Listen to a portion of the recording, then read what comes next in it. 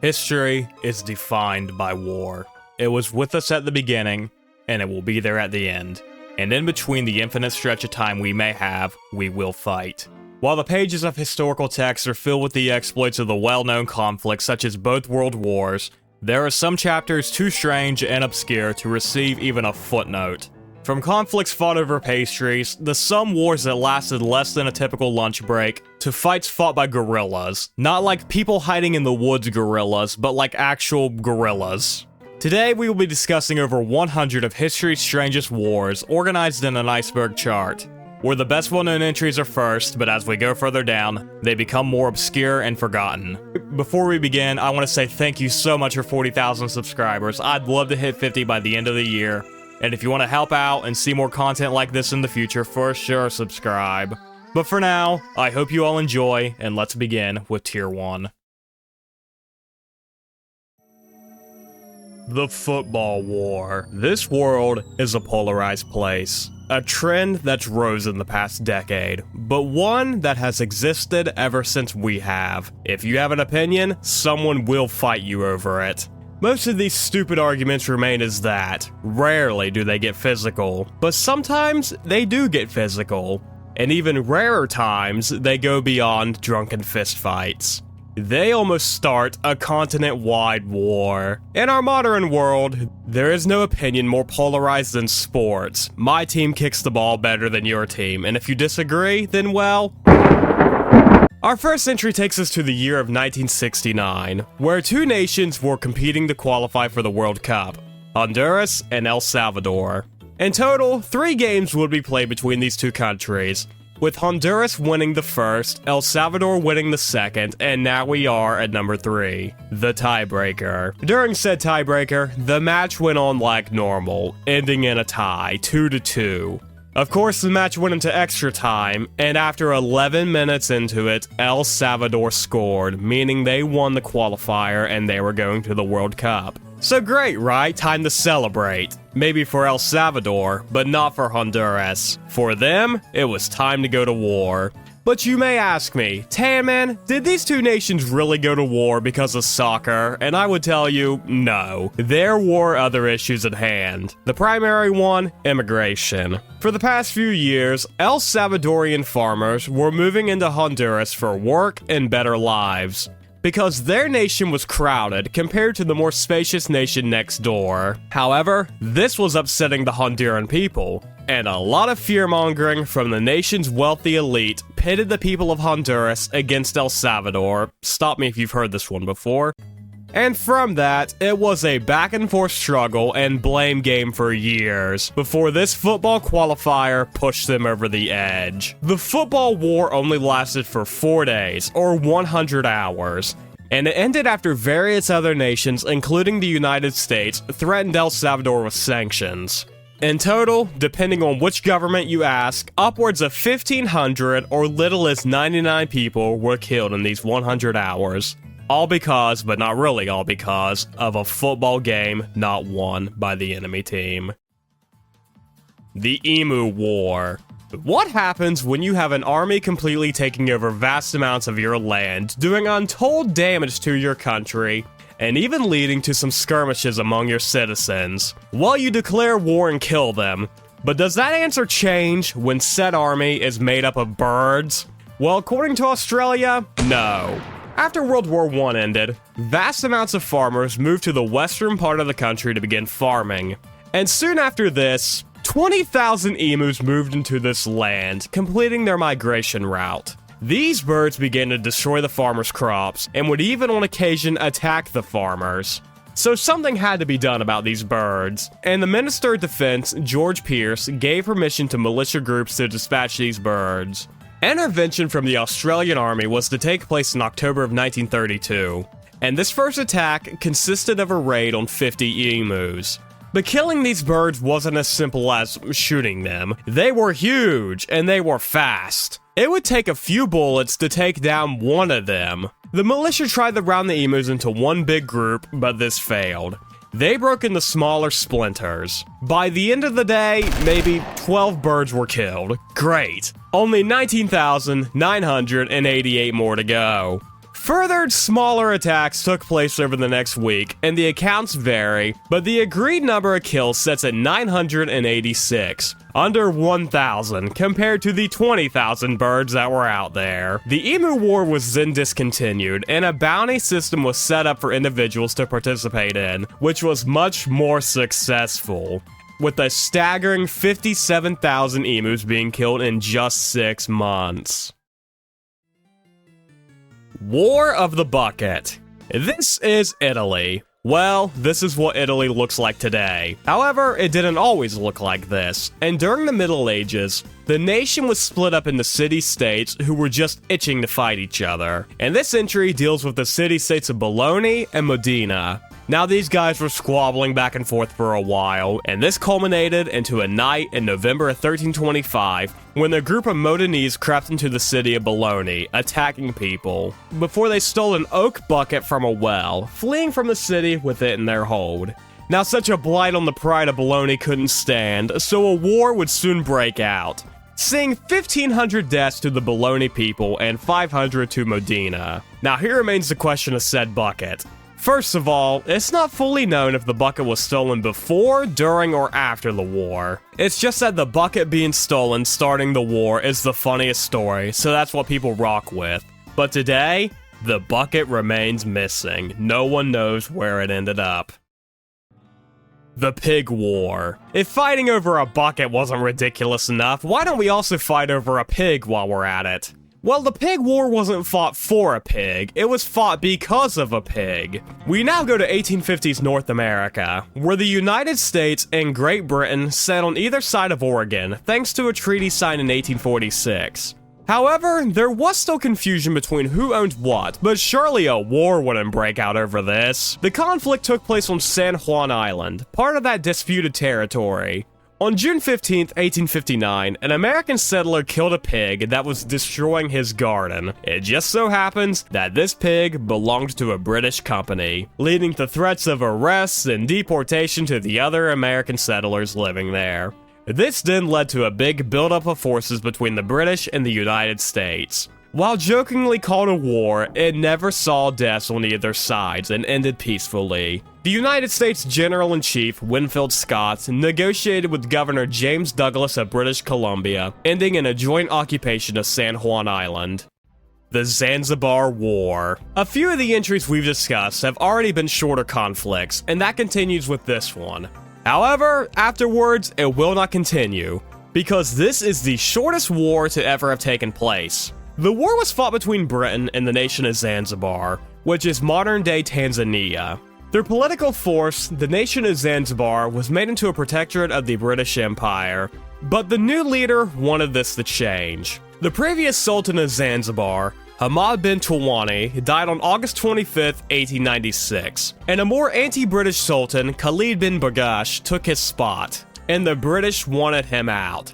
However, Khalid didn't want to leave, so he instead fortified his palace, refusing to step down. So on August 27th, the British gave Khalid one last warning to leave, and following his refusal, he declared war on Britain. But little did he know, there were 3 British ships still stationed at the Zanzibar harbor. And these 3 ships opened fire on his palace. The area was set ablaze, and Khalid fled. The firing from the ships stopped at 9:40, and the war was over. Khalid fled the country, and the British put in a sultanate more loyal to their own causes. The Barbary Wars. Once the American Revolution came to an end, and the 13 colonies began to piece themselves together into somewhat of a coherent country, the problems, challenges, and strifes with such began to make themselves known and present. Of course, they had to deal with taxes and infrastructure and the occasional insurrection, but there was another problem making itself known: pirates. Over in North Africa, there was a coalition known as the Barbary States, consisting of several countries supporting piracy against nations in the North Atlantic. This wasn't a problem at first, when America was a colony. But when we kept the Brits' teeth straight, they told us, fine, you deal with the pirates.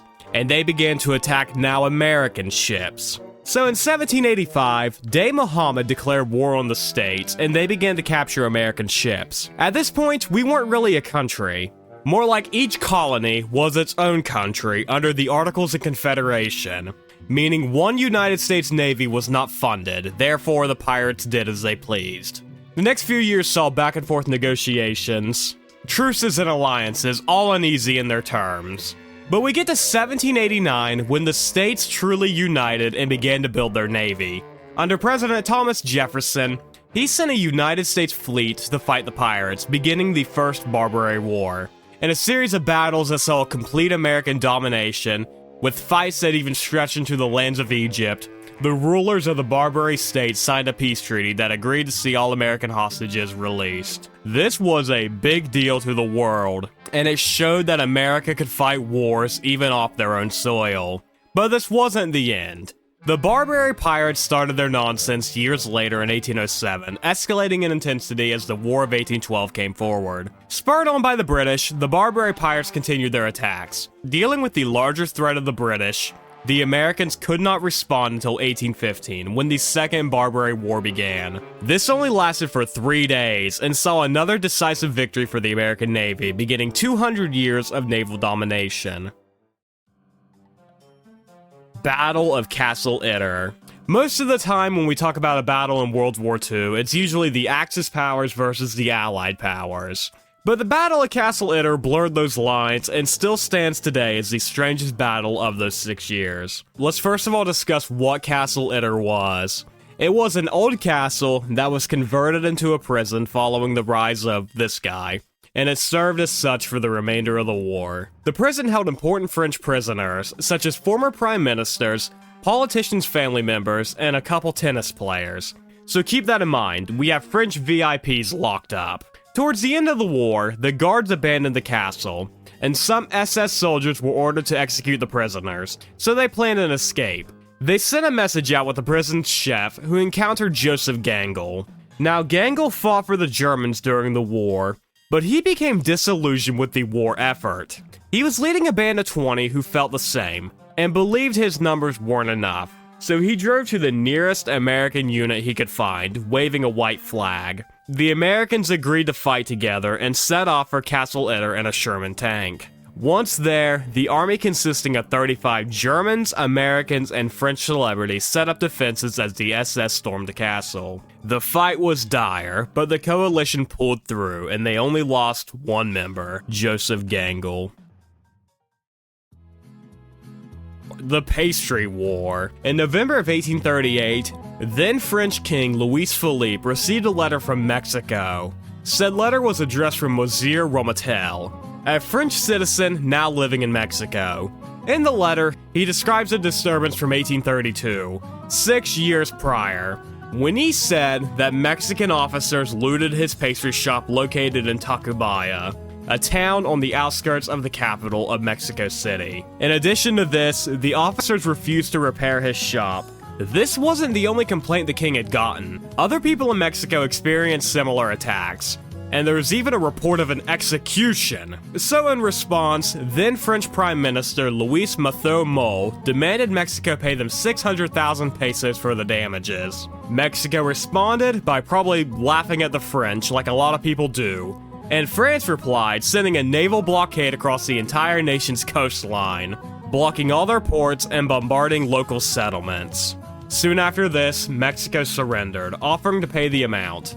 But they never did, leading to another scuffle years down the line.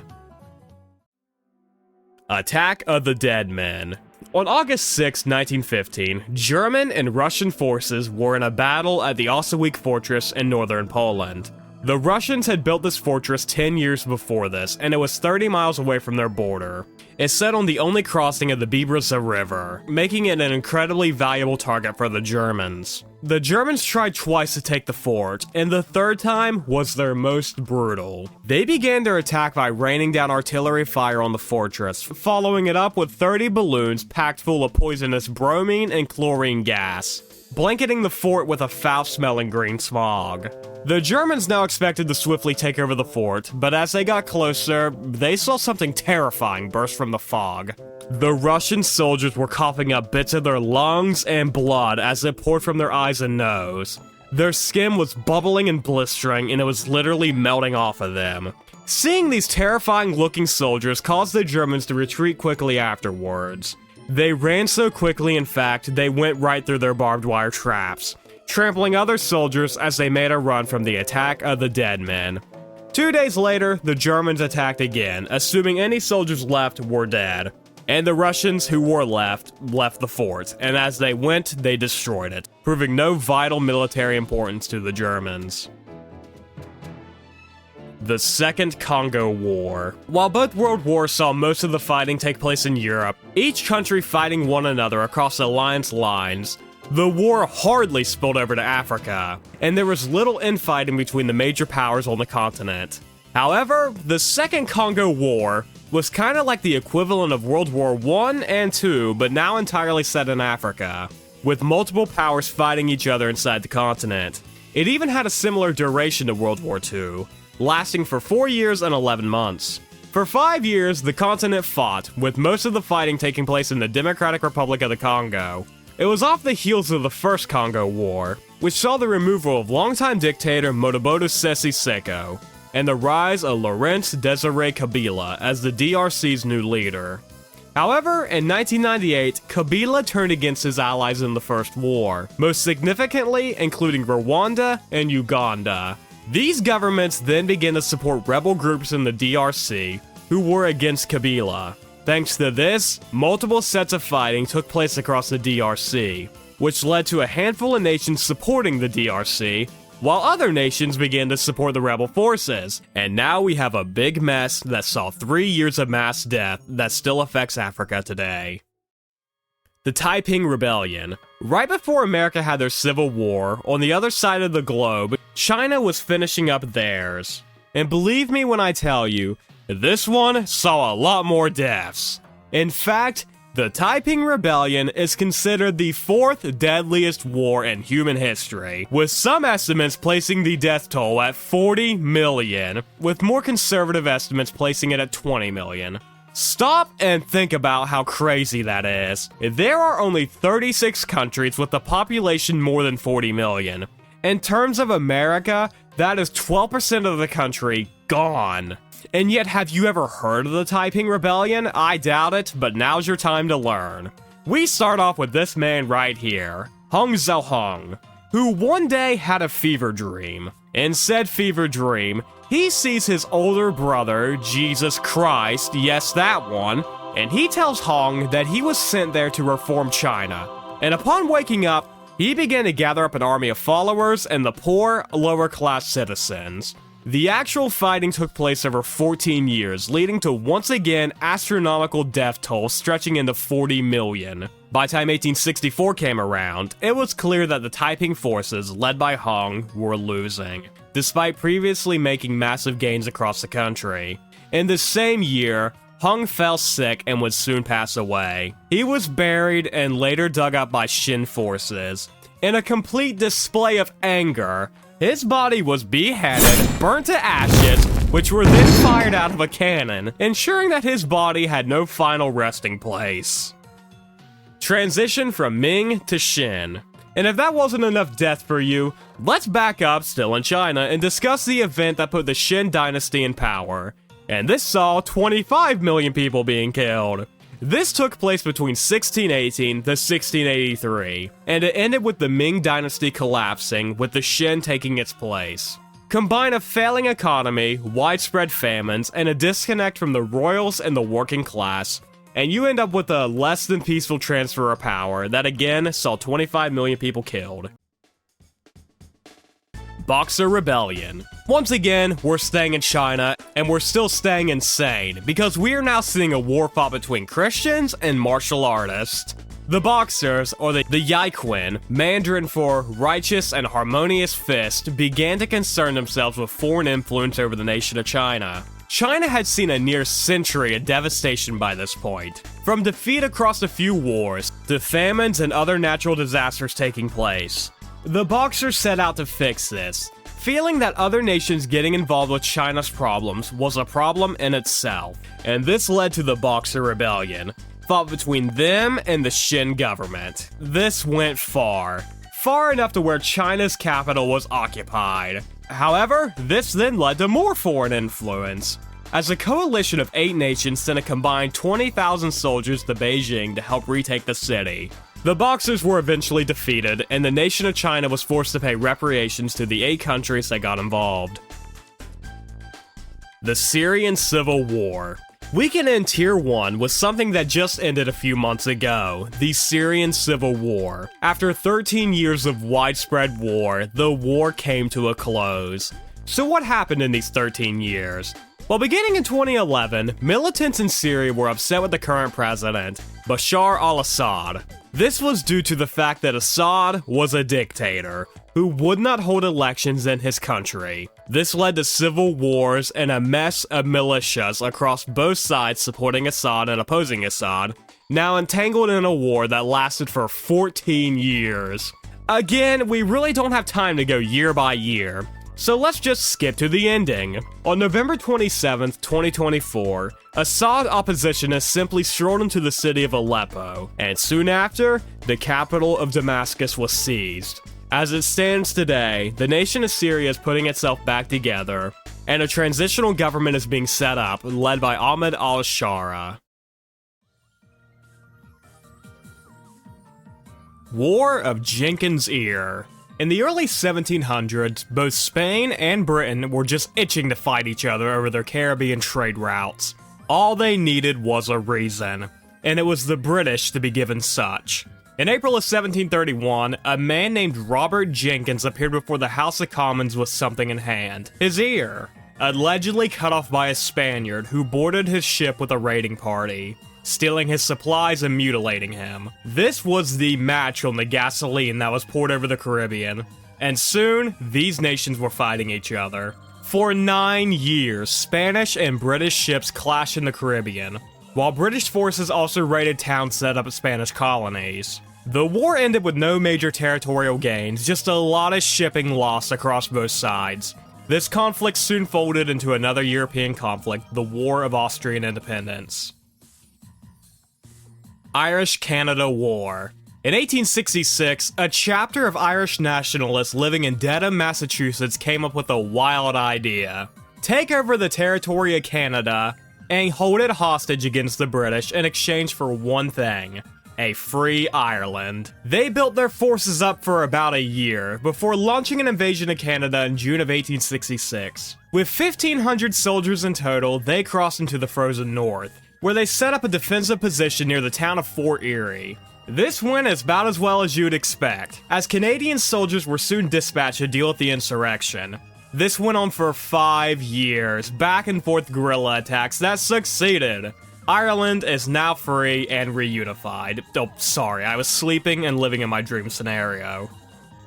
The Saar Offensive. World War II began on September 1st, 1939, after Germany and the Soviet Union launched a joint invasion of Poland. Following this surprise, the nations of France and Britain declared war on Germany, beginning history's most infamous set of 6 years. However, these weren't idle threats. France hit Germany with their own first round of attacks mere days later, opting to attack their ill-guarded Western Front. Or at least a front they thought was ill-guarded, as the attack was unsuccessful. A quick and swift takeover of Poland meant Germany could reinforce this side of their nation, leading to France's pullout soon after sustaining heavy losses. The Lobster War.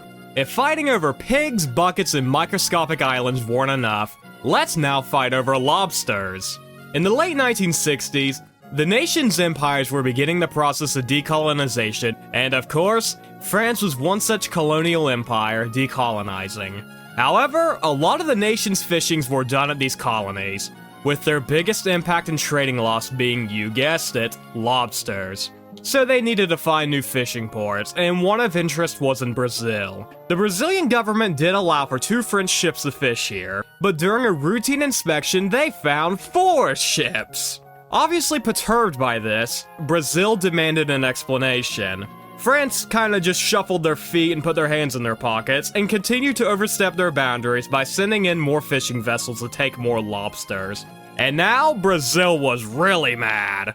With no bullets being fired, the two nations took it to the courts, where France argued lobsters were not fish, and were not subjected to the United Nations established rules for fishing, and the French continued to fish, or lobster. Brazil took matters into their own hands then, sending in Navy destroyers to escort the French vessels out of their waters, and France sent their own in response. In a bit of conflict that saw firing from both sides and no deaths, the French retreated and pulled out of their lobster territory. The Battle of Tanga. While both world wars mostly stayed in Europe, they did spill over into Africa, and the Battle of Tanga was the first one to happen during the First World War. This involved an attempted British invasion of the German colony in East Africa. Notice I say attempted because it was a complete failure for the British. The plan was to capture Tanga and move forward through the rest of the colony, but the British underestimated the German forces stationed there, partially due to the fact that they outnumbered them massively, with a combined 9,000 British soldiers fighting 1,000 Germans. But these 1,000 Germans were under the command of Paul Vorbeck, a respected general who employed guerrilla attacks. Also during this battle, an angry swarm of bees attacked both the British and the German side, all ending in a massive defeat for the British. The Whiskey War. We can take a brief break from all the bloodshed and violence and back and forth fighting and discuss something a little more lighthearted. We travel to this thing. Not anything worth fighting over, right? Just a barren island out in the middle of the freezing waters? Wrong. All land it's worth spilling blood over. This is Hans Island, close to Greenland, which is owned, at the time of writing this, by Denmark. However, it's also close to Canada, and due to the nation's borders shifting over time, they both had claims to Hans Island. So in 1984, a detachment of Canadian soldiers visited Hans Island and left a Canadian flag, alongside a bottle of Canadian whiskey. In the same year, the Danish government took down the Canadian flag, planting a Danish one and leaving a bottle of Danish whiskey. This then went back and forth across the years before it was finally settled in 2022, the island being split in half between Denmark and Canada. SMS Cap Trafalgar sinking. At the onset of World War I, two nations, Britain and Germany, converted their luxury cruisers into battleships. And before war was declared, a German ship was stationed in Buenos Aires. While here, this is where the ship's transformation was conducted, cutting down on its weight and adding engine power to make it go faster, while also equipping it with cannons. At the same time, a British ship, the Carmania, was in New York City, and they had the same thing done to their vessel. The crew of the Carmania learned that the Trafalgar was in Brazil, and they had a plan to flush them out for a fight. The two met near the island of Trinidad, where they began their battle. For 2 hours, these luxury cruise liners dueled, and it looked like the Carmania was going to go down, until they landed a crucial shot that sank the Trafalgar. But the Carmania itself wasn't doing very well. The ship had to be rescued by another Royal Navy cruiser in Buenos Aires. Operation Wikinger. How do you manage to take a plan you're so confident will succeed and have it end in not just failure, but global humiliation? During World War II, the Germans noticed the British were using a channel in the North Sea as a part of their food transportation. And of course, this became a fast target. The German submarines began their plan, Operation Wikinger, German for Viking, in February of 1940. 6 destroyers divided into 2 groups went to the area in the North Sea, where everything fell apart. It's a simple case of miscommunication, because a second, unknown, and unspoken mission was to be conducted out by the Luftwaffe at this exact same time. So they didn't know that below their bombing routes sat German submarines who were waiting to launch their own attack. So the Luftwaffe carried out theirs and accidentally destroyed the German submarines planning their own attack. In this process, 600 German soldiers were killed, and 2 of the 6 destroyers were sunk in one massive bout of friendly fire. Battle of Fuengirola. What is a small squadron of Polish soldiers doing with a larger group of French soldiers in Spain about to attempt a repulsion of British invaders? Why, they're fighting the Battle of Fuengirola, of course! At this time, the French held most of Spain, and few towns stood between them and total Spanish control. And the British didn't want this. so they plan to disrupt shipping lines going across the Spanish coast. Also a part of this plan, and soon to be the larger conflict, was to be an invasion of Castle Fuengirola. But saying those words was a lot easier than executing them. The Polish at the fort managed to sink a British ship and damage another one, already hampering the attack. The British followed this up by having their land forces attack the castle, which it was another mess, as the Polish had cannons stationed at Castle Fuengirola, and they tore through the invaders. Later, a few days go by, and a Polish garrison sneaks up on the British, takes their cannons, and begins to use them against the docked ships, pushing them and the people on the land back into the ocean. This was a complete loss for the British. In total, the joint Spanish-British force lost 335 soldiers compared to the 20 Polish ones killed. The Battle of Botzen. There were two battles of Botzen, one fought by Napoleon and one fought at the end of World War II. I'm going to assume it's referring to the World War II one. The battle was fought between a joint Polish and Soviet army against German forces stationed at the southern border.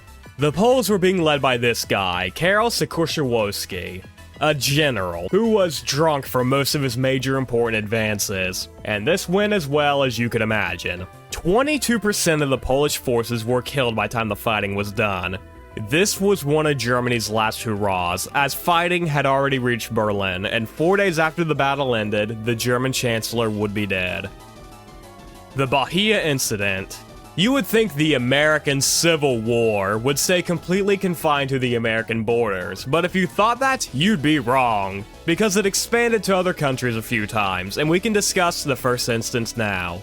In 1864, 3 years into the Civil War, the Confederate ship Florida was stationed at a port in Bahia, Brazil. At the same time, a Union ship was also docked, and they quickly learned of each other's presence. But now we have a problem. The Brazilian government declared neutrality to the American Civil War and stated they would respond with force to either one of these ships, depending on who fired first. But the Union ship, the Wachusett, didn't care. They attacked the Confederate ship, the Florida. The battle ended with the Wachusett crew boarding the Florida, capturing the ones inside and damaging the ship to the point where it needed to be dragged to harbor. However, Brazil didn't forget about their threat. The harbor guns at Bahia there fired at the Wachusett and they missed. They then fled into international waters, away from Brazil and back to America. The Brazilian government was mad, really mad, and they wanted the commander to be court-martialed. Instead, the Americans promoted him to captain for his work in defeating and sinking the Florida. Speaking of the wrecked ship, the Wachusett took it with them, but the Brazilian government ordered for its return to the Confederates still at the port. And this was agreed to, but miraculously, somehow, the Florida sunk off the coast of Virginia. What a coincidence. The Waco Siege. If anything on this list deserves a video to itself, it's this one, and trust me, it's been done a lot better than I could ever do.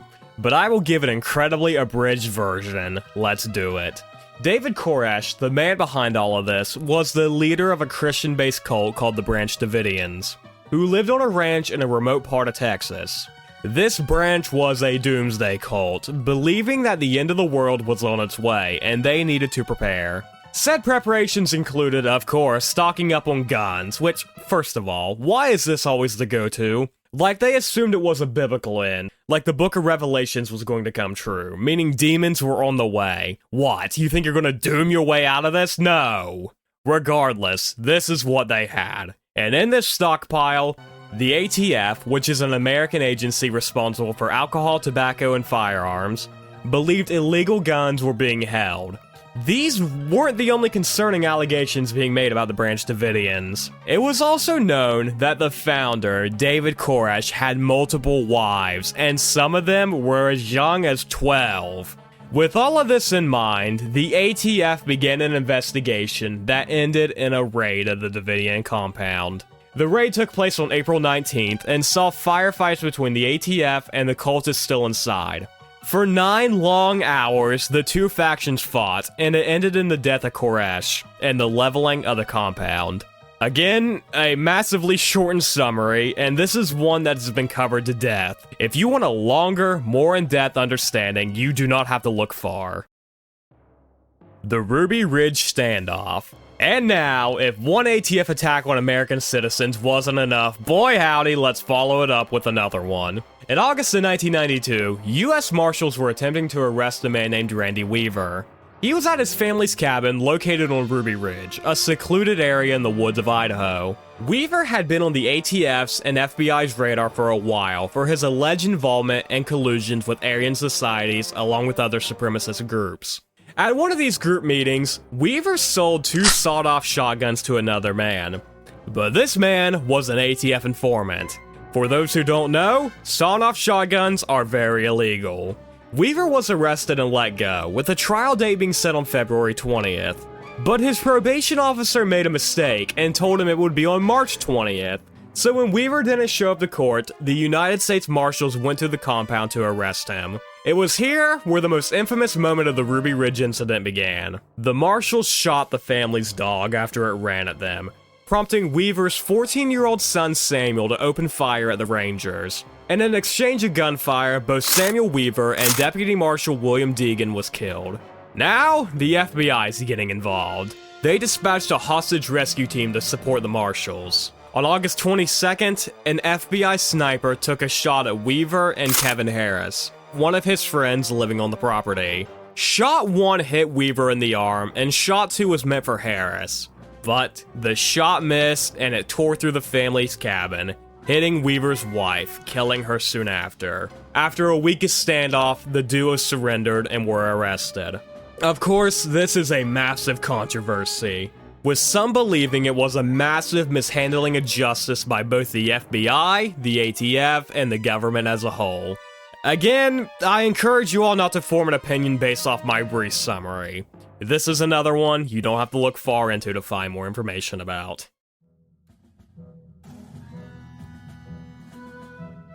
The Toledo War.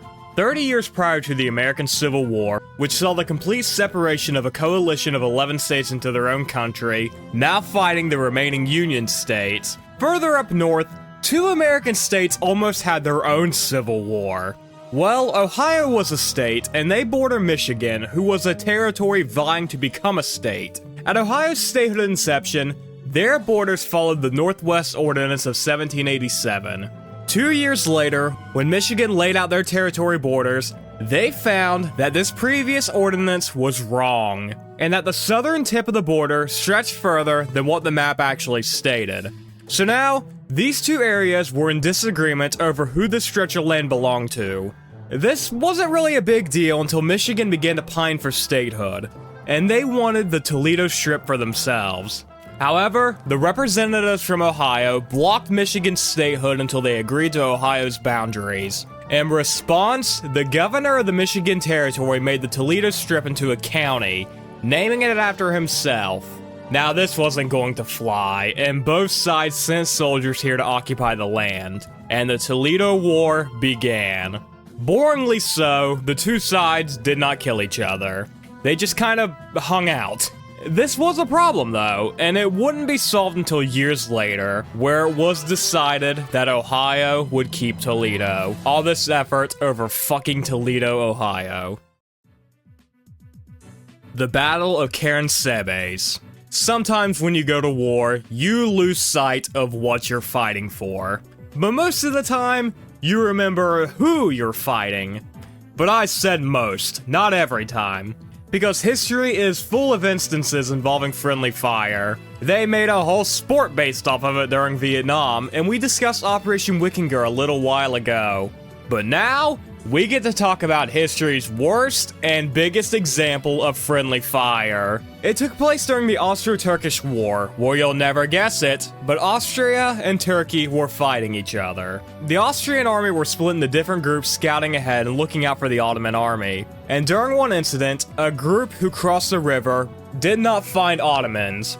Instead, they found alcohol and began to drink it. Another legion soon crossed the river and wanted to partake, in which the original group refused to share, leading to a drunken brawl.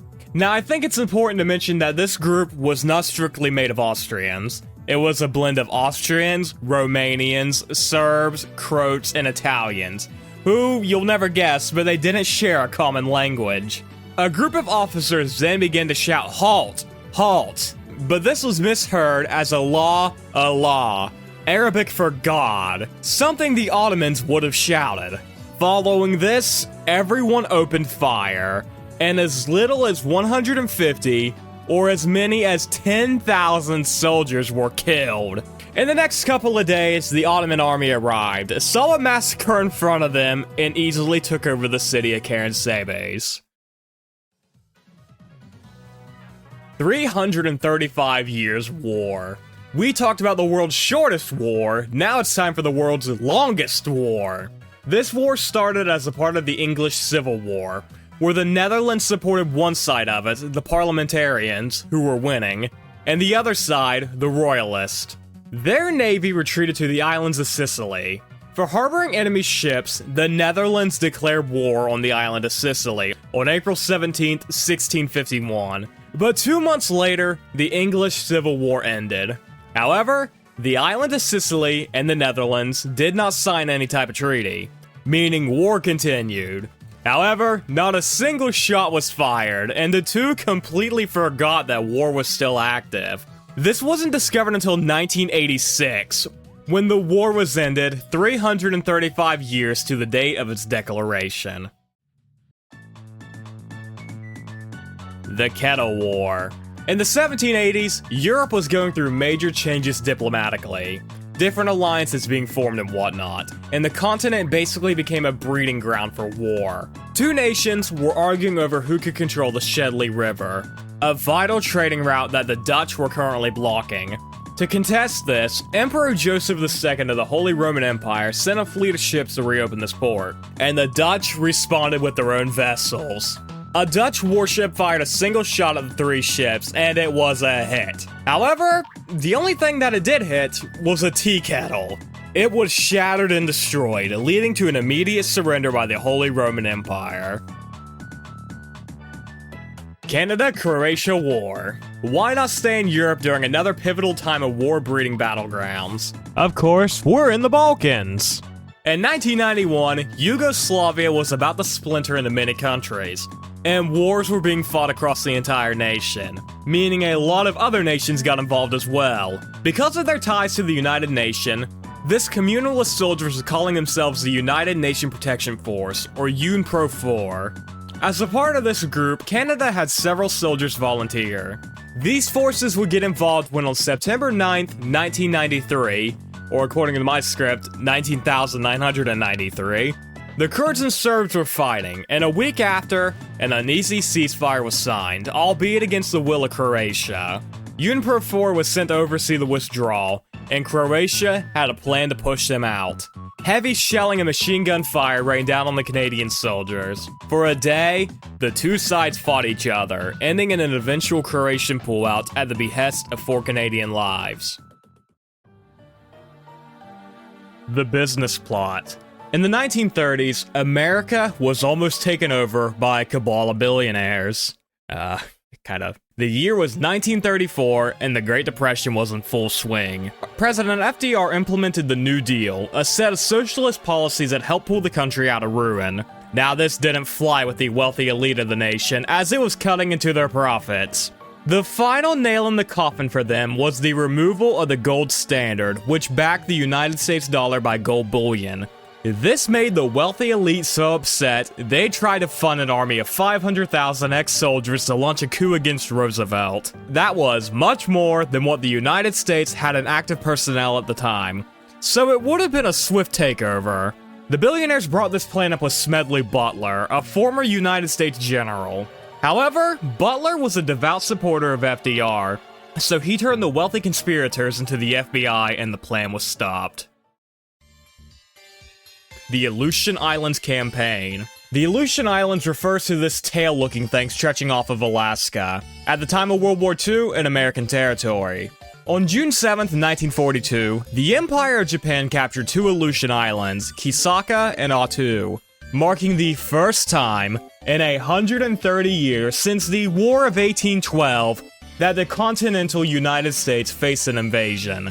There were fears that the Japanese would use these islands as a staging post for attacks against the American mainland. Following a year of naval and aerial bombardments and attacks, the Americans launched an assault on Attu on May of 1943, seeing a massive, bloody, brutal battle in the cold that did end in an Allied takeover of the island. Following this, the American forces moved to Kisaka, seeing that the Japanese mostly abandoned the island weeks ago. This marked the only battle of World War II to be fought on North American soil.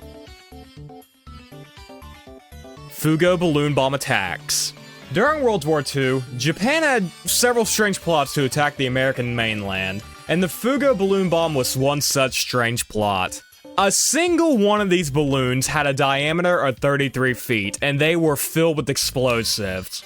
Japan launched thousands of these things against the West Coast, with the plan to start forest fires and to spread panic. However, the bombs were ineffective, as the West Coast was in its damp season. But one bomb did land in Oregon, and it killed 6 people. The event was censored by the US media, both to prevent the spear of hysteria, and to prevent Japan from knowing they succeeded in some capacity.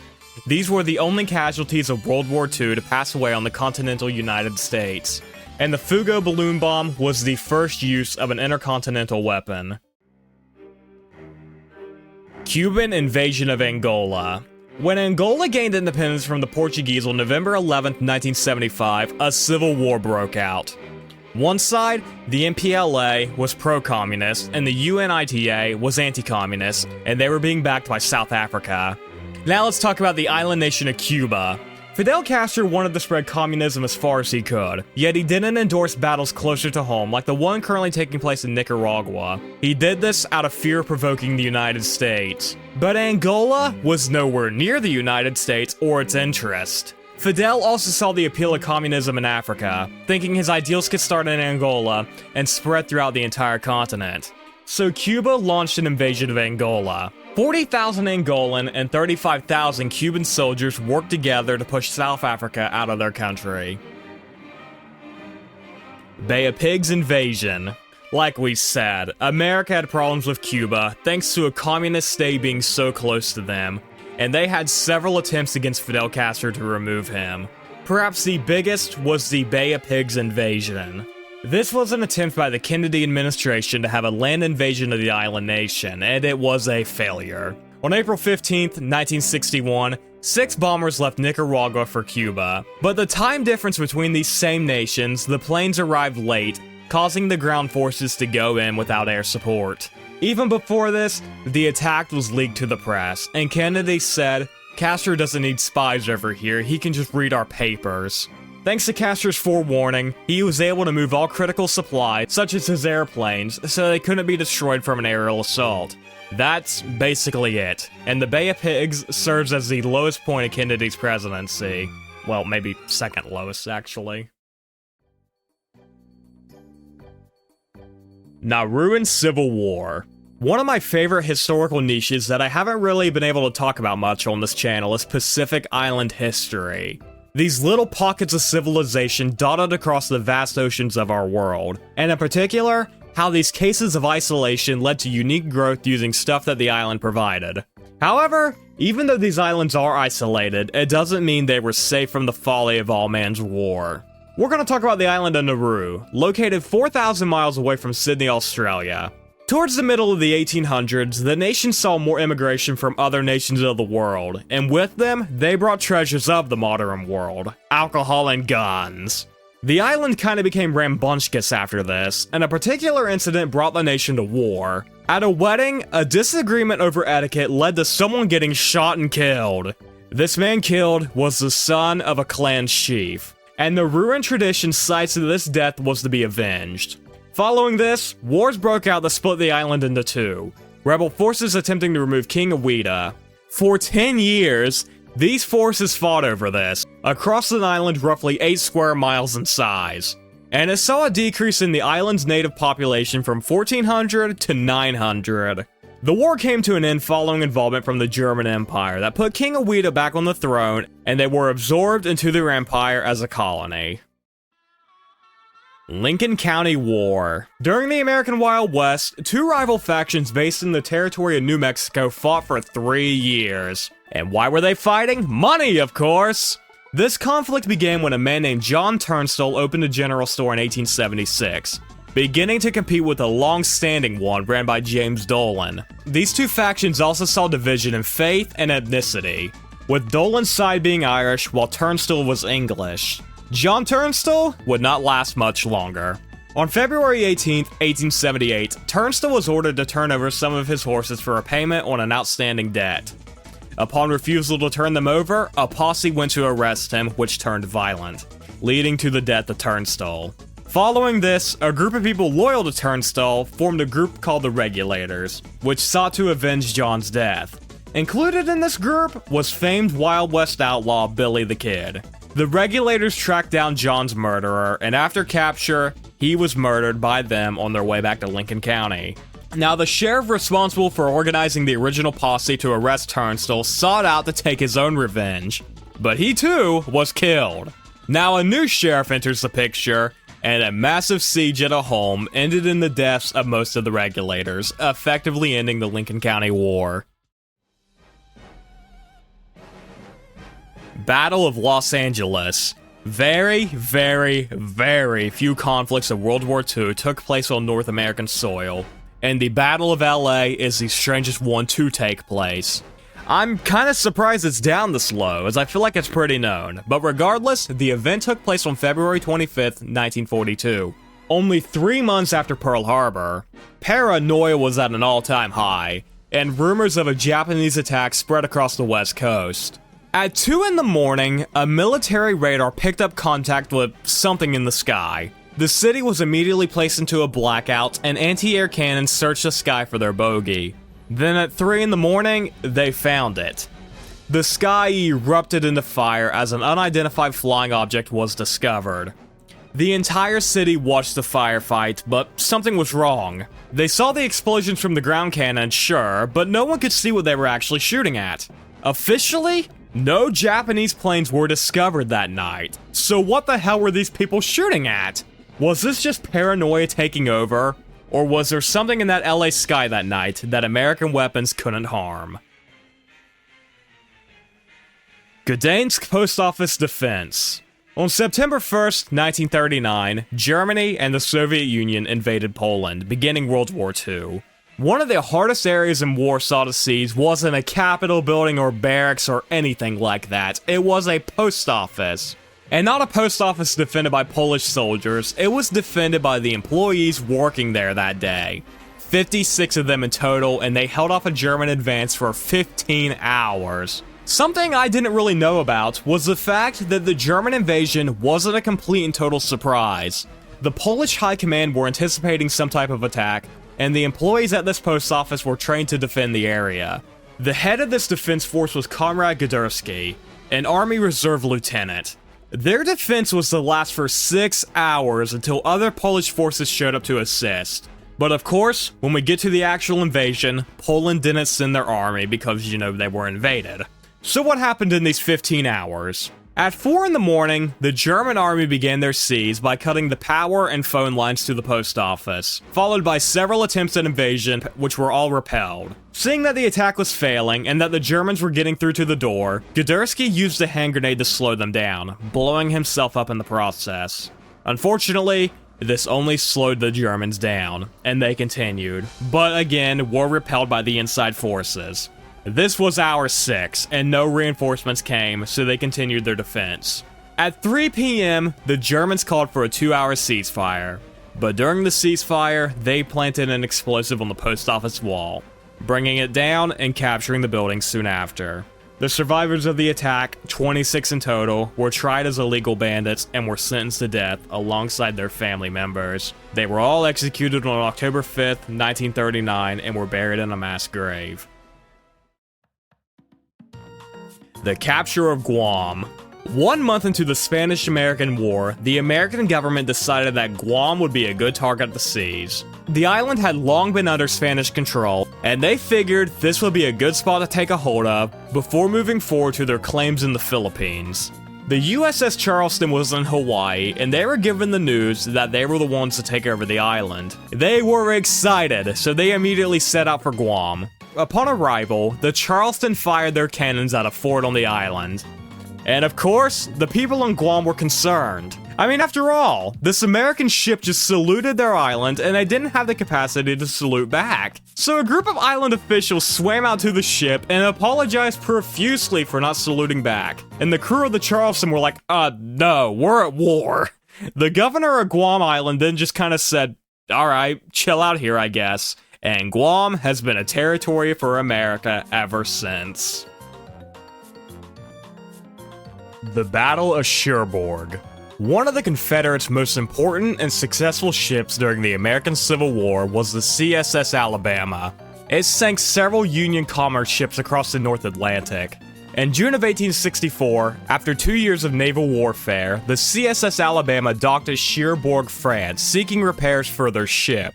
This news reached an American ship, the USS Kearsarge, who promptly left for France to sink the Alabama. You gotta think, the Alabama was wreaking havoc, and here it was, damaged, seeking repairs in another country. Of course the Union were gonna take their chance. The Kearsarge was piloted by John Winslow, while the Alabama was captained by Raphael Semmes, who in turn challenged Winslow to a ship-on-ship duel, and the two obliged. So after 4 days of repairs, a French ironclad accompanied the Alabama to international waters, and the Kearsarge soon appeared, meaning the fight was on. At 10:50 in the morning on June 19, 1864, the American Civil War reached the shores of France. Both ships fired at each other and each landed shots, but it was clear the Alabama was not winning this one. So after an hour of fighting, the Alabama began to sink into the ocean. Semmes tried to turn his ship back to Cherbourg, but he wasn't making it, so the white flag was raised. Winslow took the remaining crew of the Alabama captive, while the most successful Confederate ship floated to the bottom of the Atlantic Ocean. Battle of Keosauqua. We're back to the Aleutian Islands campaign. Previously, we discussed the Siege of Atu. Now we can talk about island number 2, Keosauqua. After Atu was seized in May of 1943, Japanese High Command began plans to leave the island, getting out on July 29th. Following this, the Americans, expecting heavy resistance, did land on the island unopposed. However, just because the invasion was unopposed doesn't mean the Allied forces didn't lose anybody. Thanks to the heavy fog on the island, the Allies experienced friendly fire incidents, killing 24 soldiers. 4 more soldiers were also killed by left-behind booby traps, and the United States destroyer Abner Reed struck a naval mine, killing 71. After all of this, the island was seized, and the Japanese presence on the Aleutian Islands was ended. Molossia East Germany War. Molossia is a micronation located in the deserts of Nevada. It was founded in 1998 by President Kevin Baugh and consists of 11 acres of land, again out in the middle of the desert. Of course, if you have a country, you're also going to have war, and Molossia is no different. The Micronations War actually outlasted the country they declared it on, East Germany. Kevin was actually stationed in West Germany during the Cold War, and he blames his sleep deprivation on West Germany due to its multiple drills he had to partake in. Even though the country doesn't exist, Kevin keeps his own war with them. Conquest of the Desert. Through the 1870s and 80s, Argentine officials decided they wanted full control over the Patagonia region. Ever since the nation of Argentina was founded, the European settlers clashed there with the indigenous tribes. Back and forth fights lasted for centuries, and in 1816, after Argentina became independent, the nation decided it was time to expand their borders.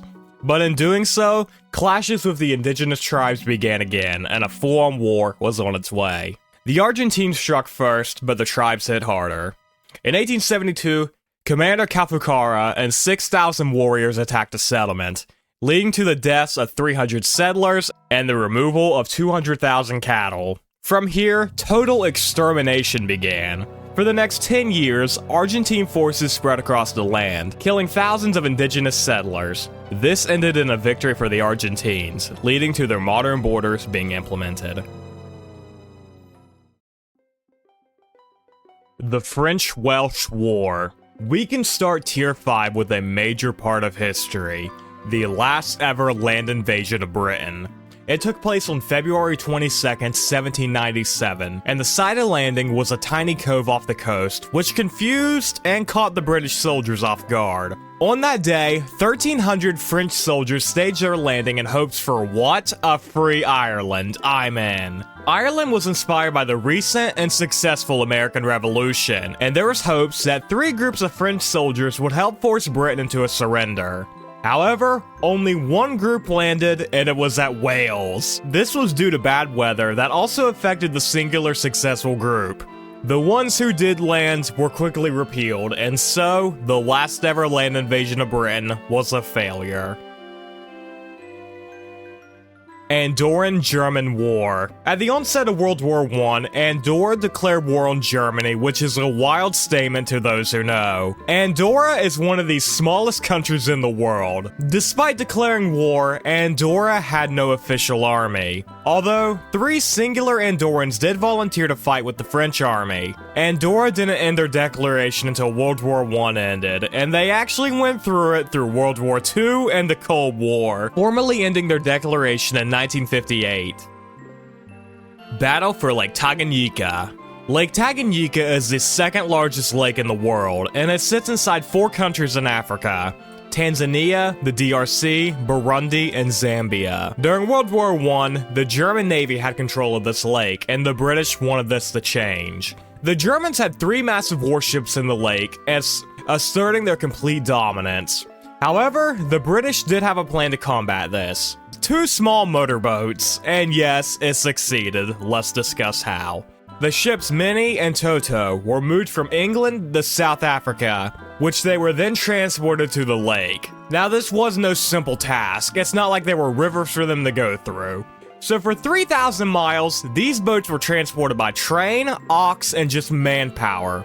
Before finally, in December of 1915, they arrived at the lake where the actual battle could begin. These 2 ships quickly outmaneuvered the Kingani, one of the 3 warships, disabling it and capturing it to add to their fleet. Now with 3 ships, the 2 were basically taken over with no struggle, and now Lake Tanganyika was in British and Belgian control, helping their further advance into German East Africa. The Watermelon War. In Panama City, an American stole a slice of watermelon and ate it in front of the vendor. What an asshole, first off. What's even worse is the fact that he refused to pay for it.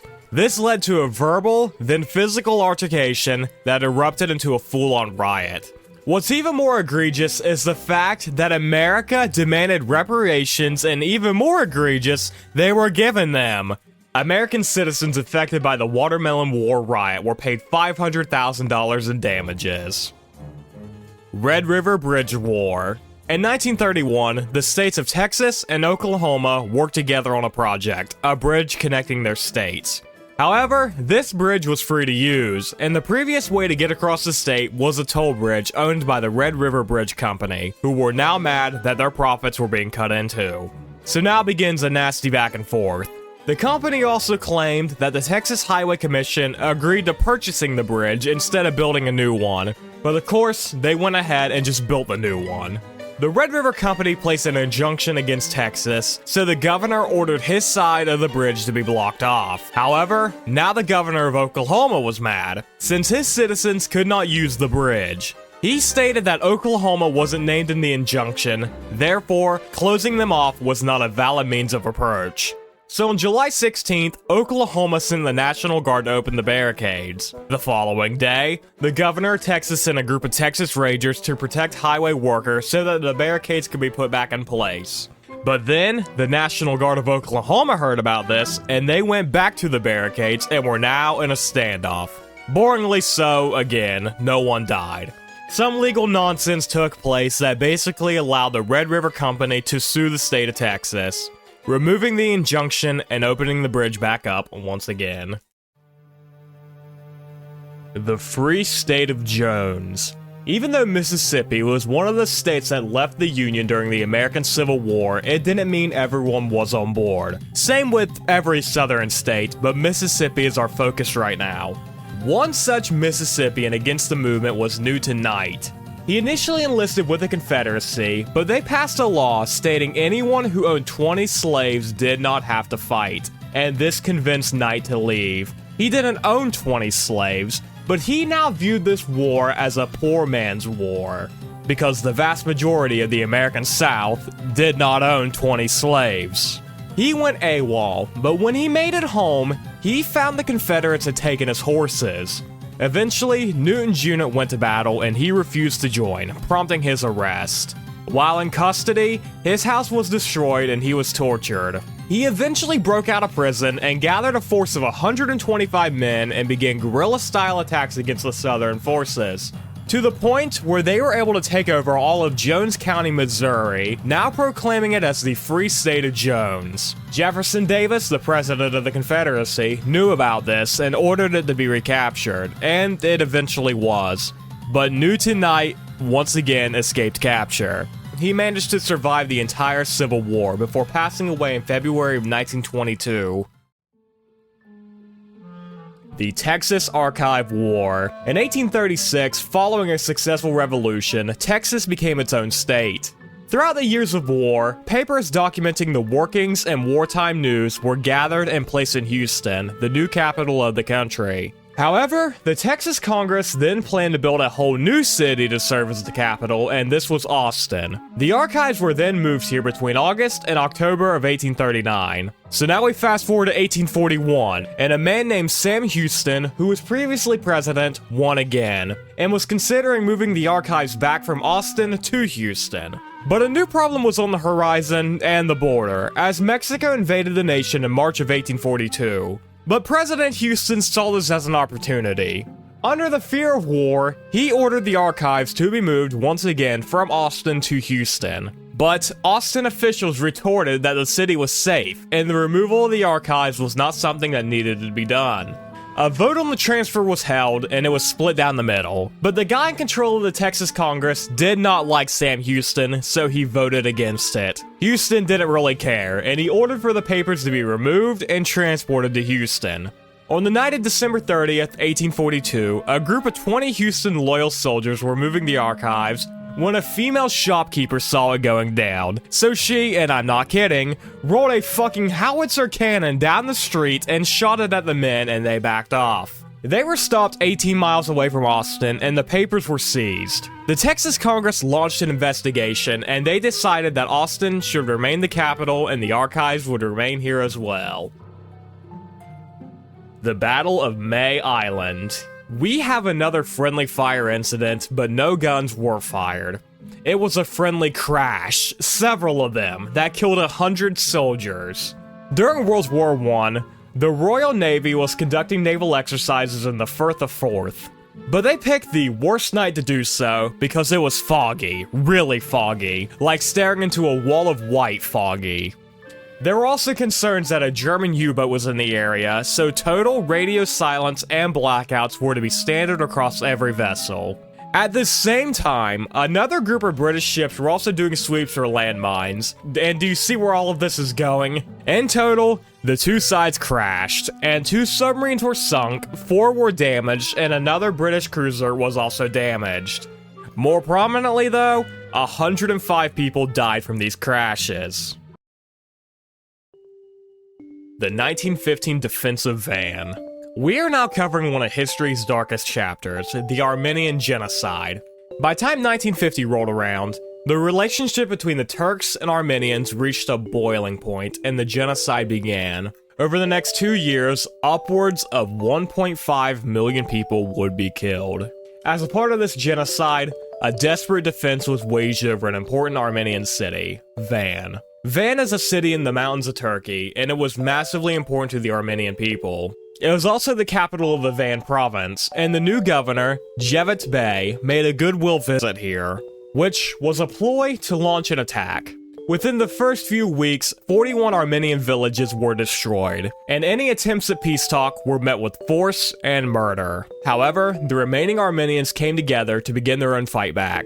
Cevdet had about 12,000 men at his disposal, well armed with machine guns and artillery, while the Armenians were just people. At their peak, 1,053 of them. The first fight of the defensive van came on the early morning of April 20th, 1915, when a group of Ottoman soldiers were accosting an Armenian woman. A group of men came to her rescue, and they were killed, and from here, war broke out. Artillery fire rained down on Van, and fire spread across the entire city. Fighting lasted for 2 days, which ended in a retreat of Jevet. But it wasn't over. The Ottoman forces took to the countryside, killing thousands of people, and the remaining refugees were allowed entry into Van, putting a strain on their medical and food supplies. However, this war of attrition fell on the attackers as well. Keep in mind, this was during World War I, and Russia was at war with the Ottomans. And the Russians were advancing. Jevet offered a desperate ceasefire, allowing free passage to Persia if the remaining Armenians laid down their guns. Of course, they refused, and soon, Russia made it to Van. The Ottomans left the city alone, and the remaining Armenians were left to pick up the pieces back up and continue. The Charge of the Light Brigade. As a part of the Crimean Civil War, a British general saw Russian soldiers attempting to seize British artillery, and he issued a command for this to be stopped. However, what wasn't known to the higher-ups at this time was the fact that on the other side of the valley in which his soldiers would be moving into, sat another wave of Russian soldiers with artillery fire. Despite knowing it was a mission with no way to succeed, the Light Brigade, filled with glory seekers, rushed in and attempted to carry out their orders. They did make it across, but suffered massive casualties and were forced to retreat, while a bigger chunk of them died in the combat. Invasion of Macachuto. On May 8th, 1967, 2 Cuban warships disguised as fishing vessels landed at the town of Macachuto, a small coastal town in Venezuela. The plan there was to help supply insurgents and to join them in a large takeover of the Venezuelan government. This did not succeed. Upon landing, 1 out of the 12 landing soldiers immediately drowned.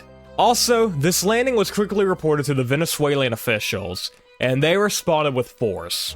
2 of the invaders were captured, later taking their own lives once in prison. The rest of the invaders just kind of left upon seeing the complete failure of their invasion. Operation Gideon. 53 years after the previous invasion of Macachuto, a similar event took place in Venezuela. On May 3rd, 2020, a group of Venezuelan dissenters, private American mercenaries, all led by a former US Green Beret, Jordan Guaidó, launched an invasion of Venezuela stemming from Colombia. Their goal was to capture the president of Venezuela, Nicolas Maduro, and hold him ransom as an uprising was spread across the entire country. Again, this was unsuccessful. News of the attempt leaked before it could ever be launched, and this led to the swift capture and dispatching of these operatives. 1871 Korean Expedition. While South Korea today may be one of America's greatest allies, it sure did not start out that way. In the late 1800s, America was expanding its global relationships through trade, and Korea as a whole was one such nation. However, Korea at this time was isolationist, weary of foreign influence. In 1866, the Americans tried once to send a trading vessel to Korea, with the hopes that a show of force would end this self-imposed isolation. So a trading vessel called the SS German Sherman sailed for Korea, filled with clothes, tin, and glassware. The Korean officials learned of this and believed the ship to be a French war vessel in disguise, as those two nations currently had ongoing hostilities. The German Sherman was ordered to turn back by the Koreans, to which they did not. Everyone on the ship was killed, and this news did not reach the American government yet. Fast forward to 1871, and America exits its Civil War, and they intend on finding out exactly what happened to the German Sherman. So in May of 1871, 5 United States warships left Japan headed for Korea. Again, these ships were told to leave, and again, they did not. So the Korean forces attacked the American ships twice. However, their weaponry was far outdated compared to the fucking American battleships steaming up their rivers. In the largest conflict here, the Battle of Ganghwa, a fight lasted for 15 minutes that saw the capture of Korean hostages. The hope was to use them as a bargaining chip, but the Korean officials did not respond. It turns out, when you have this isolationist nation scared of foreign powers, and a foreign power with warships steams its way towards one of their cities and kills 250 people, it doesn't immediately make them want to fold and start trading. So the Americans kind of just gave up and left, releasing the hostages before they left. Zaliga Whiskey's Mutiny. Following the end of the Polish-Soviet War, tensions remained high throughout Lithuania and the nation of Poland. During the aforementioned war, the Soviets allowed Lithuania to have control over their own capital if they allowed Soviet soldiers to pass through their lands to easily attack the Polish, and the Lithuanians agreed, a fact not forgotten by the Poles. But they were tired of war and did not wish to continue a fight. But the Poles also felt they had the right to the Lithuanian capital of Vilnius. So we have a problem. A ceasefire was signed, and it was agreed that Lithuania would have their capital for now, because the Poles had a plan. Meet Lukjan Zaliga Whiskey, a Polish army general who was now given a task: fake a coup. With a group of soldiers who defected from the Polish army, they were to attack the Vilnius region and take it over for Poland. On October 8th, his forces, some 14,000 men, easily overpowered the city and its region. Still trying to keep their hands clean, the Polish government did not want them to join the nation. Instead, they became their own independent country, Central Lithuania. Zaliga Whiskey basically became a dictator until an election was held in 1922, and a new government was established, which immediately voted to join Poland. It was after this, a year after this, that the whole false flag state-sponsored coup was revealed, and the League of Nations asked like once for Poland to turn the land over, and they didn't do it. The League of Nations then kind of just put their hands up and said, oh well, what can you do? And it wouldn't be until the fallout from World War II that Lithuania would get their historic capital back. The Bossis War. In 494, a man named Kulib ibn Rabia was the chief of the Banu Taghlib, a tribe, who was in the deserts of Saudi Arabia, and he happened to shoot a camel with his bow and arrow. This camel happened to belong to a lady named Bossis, who was related to a chief of the Banu Shaiban, another tribe. And of course, these two tribes were going to go to war over it. The violence began as Bossis wrote a poem about her camel's death, and everyone who heard it was so moved that yes, they decided it was time. Fuck it, let's go to war. The chief of the Shaiban struck out against Kulib, killing him in a stabbing. War was fought for a year, and it settled down as the Shaiban lost interest. But this was only temporary, as these guys spent the next 40 years training and building an army with the latest generation. The war ended with the capture of Abu Layla al-Mulahalo, the new leader of the Taghlib. The war was ended as he was forced to marry a woman in the other tribe. The Werewolf Insurgency. As World War II began to wind down, Germany got desperate, and they began to devise plans to keep the fight going for their nation, and the Werewolf Plan was one such idea. The concept behind the Werewolf Plan was to continue the fight against the Allied forces even after Germany's surrender and occupation. The objective was to undermine the occupying forces, disrupt their operations, and create an atmosphere of fear and uncertainty, therefore impeding the establishment of stable control. The plan was proposed by Heinrich Himmler, and in 1944, it gained some support within the German leadership. Himmler envisioned the Werewolf organization as a network comprising mainly of German youth members, SS soldiers, and other fanatical supporters of the regime. However, the implementation of the Werewolf Plan was hampered by several factors. Firstly, Germany's overall military situation was falling apart quickly. The lack of resources, manpower, and coordination hindered the establishment of any effective resistance movement, and many Germans had grown disillusioned within the National Socialist regime. Consequently, the recruitment and support for the werewolf movement were limited, and it failed to garner widespread popular backing. Pugashev's Rebellion. In the late 1700s, Russia was modernizing under the rule of Catherine the Great, and to help fund this modernization, taxes were raised. This didn't fly with the lower class of Russia, so they began to protest. Between 1762 to 1772, over 150 riots were recorded across the nation, but a more serious one was on the horizon. Meet Yemelayan Ivanovich Pugashev, a peasant who was about to change Russian history. Let's back up a second. Catherine the Great, the current Russian leader, took power after killing her husband Peter III. But Pugachev had an idea, lie, and claimed to be Peter III. A previous soldier in the Russian army, Pugachev deserted and traveled the lands, garnering popularity and support as he built an army of peasants and believers. This escalated into conflicts that evolved into a 2-year-long war. Pugachev made advancements but would unfortunately be betrayed and brought to Moscow, where Catherine killed her husband for a second time. Soviet-Japanese border conflict. The Japanese expansion through China in the 1930s created a border with the Soviet Union, and problems with this would soon arise. Between 1935 and 1939, over 100 incidents involved the firing from both sides, but these were simple, smaller conflicts. This would change on January 8, 1935, when the first armed clash took place between the two sides. But it wasn't the Soviet Union fighting Japan, it was Mongolia, an ally of the Soviet Union who found themselves involved with this conflict. For the next 7 years, leading up to World War II, these sides clashed along the border in a series of battles that saw 33,000 dead Soviets and upwards of 35,000 dead Japanese soldiers. The battle ended after Mongolia and the Soviets pushed the Japanese out, and a ceasefire was signed on September 15, 1939. At this time, Germany had already invaded the nation of Poland, and the Soviets could now turn their attention to their agreed half. Aroostook War. After the Paris Treaty was signed, the American Revolution ended. But there was a slight problem. The border between Canada, more specifically New Brunswick, and the United States was not clearly defined, which led to both America and Britain to claim the land that made up most of Maine. As settlers began to move here, tensions rose, and in late 1838, Maine authorities dispatched militias to secure this area. The British would respond with their own buildup, but the Aroostook War never saw lives lost across either side, and it was eventually decided that the United States would take control of the land. Operation High Jump. Operation High Jump, my old friend. We've discussed it a few times on my channel, but let's hit it again. Strap in, it's a doozy.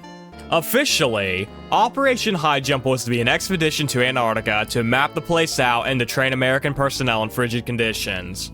The operation was announced in 1946 and was set to launch in December. The operation involved 13 ships, more than 4,700 personnel, and a variety of aircraft. It was led by Richard Byrd and was meant to be a survey mission. But people think High Jump had ulterior motives. During World War II, the Germans established a base on the frozen continent, and High Jump ties back into this. Many people think High Jump was a mission to destroy the German base hidden in the frozen continent. The main conspiracy comes from the lost journal of Richard Byrd. Sources say his unit pulled up to the frozen continent and were engaged by enemy aircraft. After this, the team apparently landed and were taken to the underground base. Byrd was allowed to leave, and after this, his journal was seized and he was ordered to not talk about anything he saw. Roughly 8 years after this, the United States launched Operation Argus, which were secret tests of the atomic bomb at Antarctica, and people believe this was done to destroy the underground base.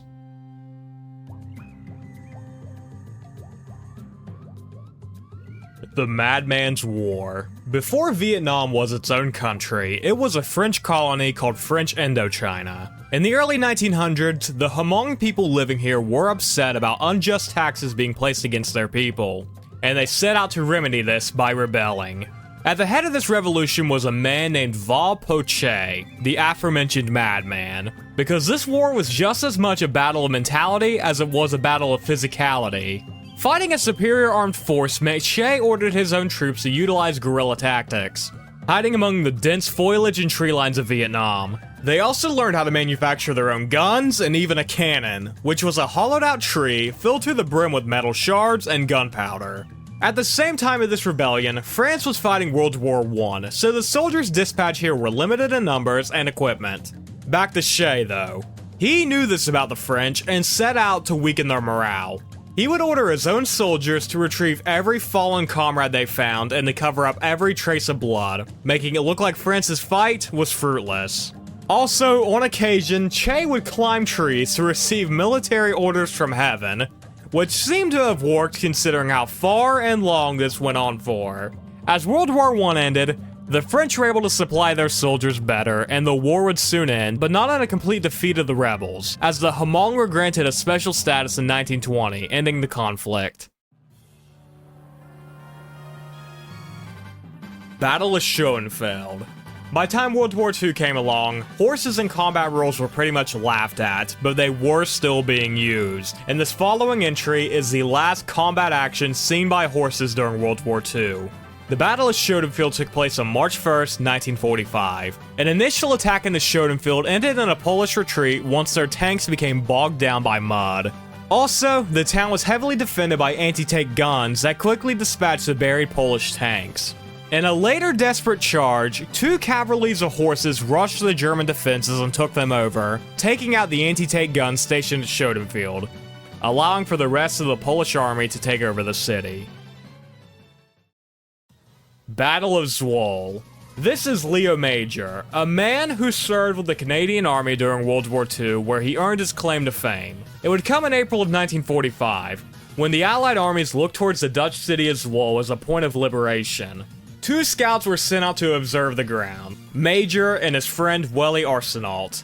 Unfortunately, trouble would strike them as a German patrol found them, and a firefight left 3 dead, 2 German soldiers and Arsenault. Not showing fear, Leo went on to Zwolle, where he went crazy. He fired several machine guns and threw several grenades, making the German army believe a much larger Canadian force was on its way to their positions. The German soldiers, 1,500 of them, retreated, and Zwolle was captured soon after. The Van-Zandt War. During the American Civil War, the state of Texas seceded alongside the other southern states. But not everyone in the Lone Star was happy with this decision, and one county attempted to leave Texas to join the Union, Van Zandt County. Their bid for secession was not accepted, but once the Civil War ended and Texas rejoined the Union, Van Zandt once again tried to secede. However, this was seen as a rebellion, and General Sheridan, a once Civil War Union general, was dispatched to quell it. The citizens here were not ready to back down so easily, so they declared war on the United States. The area of Van Zandt was wooded, so the locals here had the advantage by hiding in the tree line and picking off any unfamiliar invaders. This worked, and the Union soldiers retreated. The citizens of Van Zandt then celebrated and drank excessively throughout the night. But Sheridan didn't go far. He and his remaining soldiers surrounded the now heavily intoxicated citizens of Van Zandt, issuing arrest. Arrest warrants were issued, but none were carried out, and Van Zandt continued to be a county of Texas. The Filibuster War. Before we begin, let's explain what a filibuster in a war means. Think of it as another word for a mercenary. Someone who is acting free of a nation's influence but cares more about a monetary gain. But a filibuster was usually there to fight to incite political upheaval in the nation they're fighting in. Great, now meet William Walker, an American businessman who's headed to Nicaragua. Why? Well, they recently gained independence, and Walker wanted to establish English-speaking colonies here to facilitate a takeover. Walker's services were originally called upon by a liberal party in Nicaragua. You see, they just entered a civil war and the liberals were losing, so Walker was invited and he turned the tides immediately in favor for Nicaragua. Soon, he declared himself the president of the country, and in the process, also took over Grenada. Fearing a further invasion of Central America, the other nations in the area banded together to take the country back over. Walker was defeated, and he returned to America as a hero. However, after staying in America for a while, he tried to return back to Nicaragua, where he was immediately executed. The Great Scallop War. On 3 separate occasions, French and British fishing vessels clashed over the most important of issues: the right to fish for scallops. First in 2012, 20 French fishing boats surrounded 5 British fishing vessels and began to ram them, throwing rocks and otherwise trying to disable their boats. All of this was due to the fact that the French believed the British were taking too many scallops and they stepped in to stop them. There doesn't seem to be any sort of fallout from any of these situations, and it just happens every few years. COINTELPRO Operations. Between the years of 1956 and 1971, the United States Federal Bureau of Investigation looked into several American political groups that were designated as a threat to the American way of life. Groups included were the Communist Party, anti-Vietnam War protesters, civil rights activists, and basically anyone trying to make social justice progress at this time. One of the most egregious things they did was the treatment and harassment of Martin Luther King Jr. They tapped his phones, bugged his hotels, and worst of all, sent a letter to him encouraging him to take his own life. They also sabotaged many rallies for civil rights movement and got people involved with these groups fired from their jobs. Overall, it was a state-sponsored spying on normal everyday American protest. Operation Paul Bunyan. At the DMZ linking North and South Korea, a 98-foot-tall poplar tree was blocking the line of sight between the two United Nations checkpoints, and the tree was on the North Korean side. So on August 18th, 1976, 5 South Korean personnel escorted by a group of United Nations soldiers crossed the DMZ to trim the tree. After about 15 minutes of pruning, 15 North Korean soldiers appeared and began to watch the pruning. 20 other soldiers joined, and they were armed with crowbars and clubs, threatening the tree pruners to leave, to which they didn't. So they attacked and killed a few American soldiers. In a show of force, the United Nations launched Operation Paul Bunyan. This consisted of 23 vehicles with about 617 personnel in total crossing into the DMZ to cut down the tree. North Korea sent about 200 soldiers in response, but no shots were fired. The North Koreans simply watched them cut down the tree and cross back into the South Korean side of the DMZ.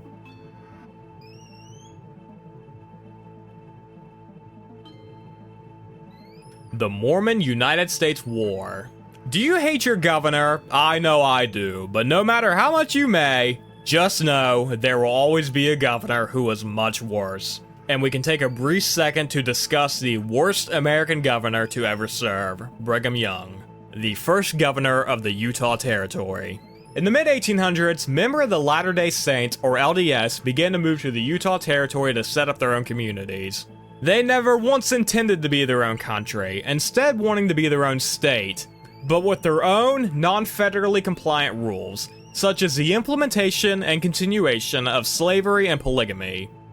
Overall, Brigham Young was ruling the Utah Territory as a theocracy, allowing LDS proceedings to take place over civil rulings, and the rest of the United States didn't want this to continue. So basically, the second after James Buchanan got inaugurated, he moved to have Young replaced, and the people of Utah got this message that Buchanan was coming to forcibly remove him. So the citizens of Utah began to dig in, preparing to fight a guerrilla war. On the backdrop of this, the Mountain Meadows Massacre took place, which is where a wagon train was headed to California, and the Utah militias believed it to be a part of the American military. So the people on this train were killed, marking the only deaths of the war, as it ended very soon after this. United States soldiers would soon take over Salt Lake City, where they replaced Brigham with a new governor. And at the end of this, James Buchanan pardoned all parties involved, putting another nail into his coffin of executive misdeeds.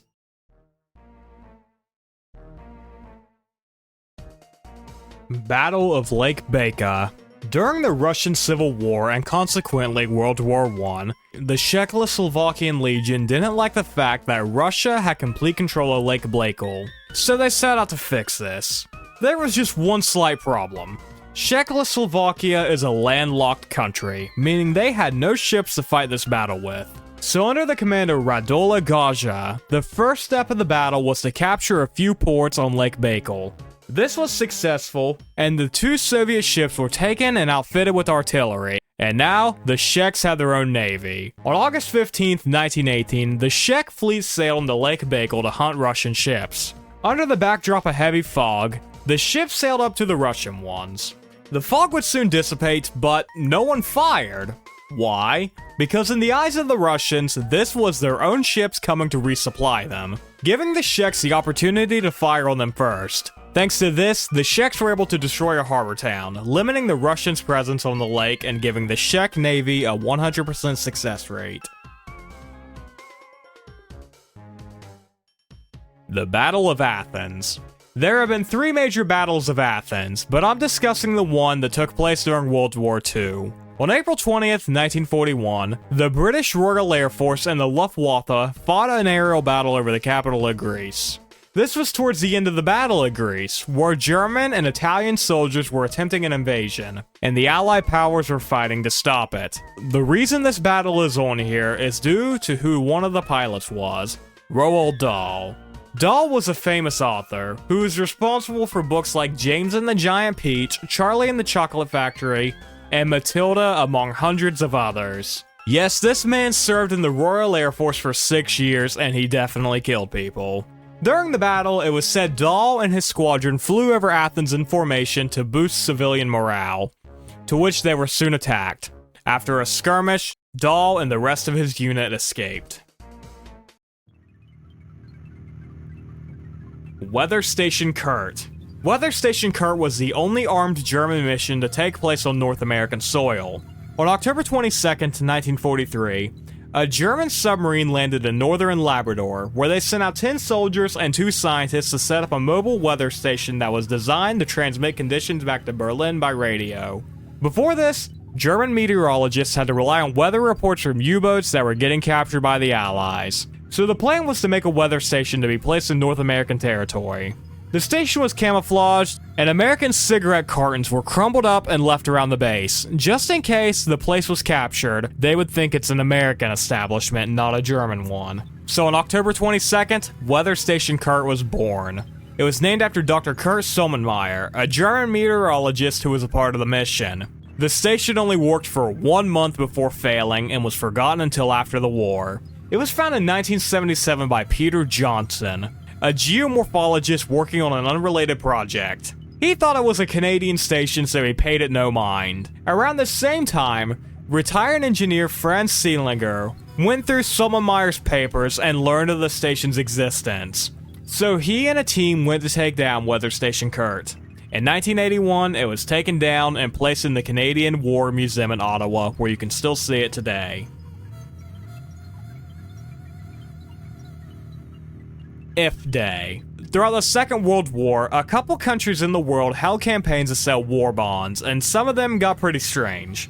We know about America's whole dress this guy up in a flag and have him punch the mustache man, but over in Canada, they held their own simulated invasion. On February 19th, 1942, the city of Winnipeg, Canada held a simulated invasion from Germany. It was called If Day, like If This Happens Day. The entire event was to simulate a successful capture from Germany and what life would look like once they did capture them. But here's the kicker. This was in 1942. War doesn't travel as fast as it does today, so some citizens thought this was real. Fake German patrols traveled the streets and harassed civilians. At the same time, Canadian soldiers as a part of the nation's reserve simulated a fight back and the day was saved. In total, this event raised $3.2 million for the war effort, and similar events were held in Vancouver and a few American cities. Gombe Chimpanzee War. War is not confined to man alone.